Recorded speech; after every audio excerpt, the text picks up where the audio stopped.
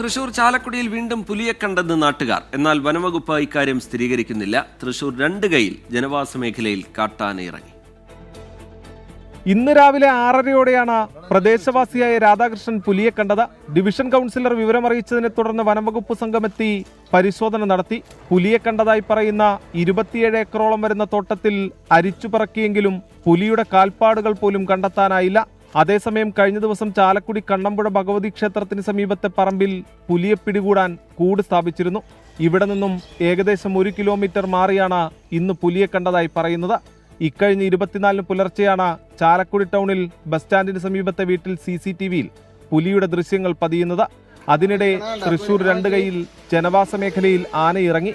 പ്ലാവിൽ നിന്ന് ആന ചക്ക കുലുക്കിയിടാൻ ശ്രമിക്കുന്നതിന്റെ ദൃശ്യങ്ങൾ 24 ലഭിച്ചു.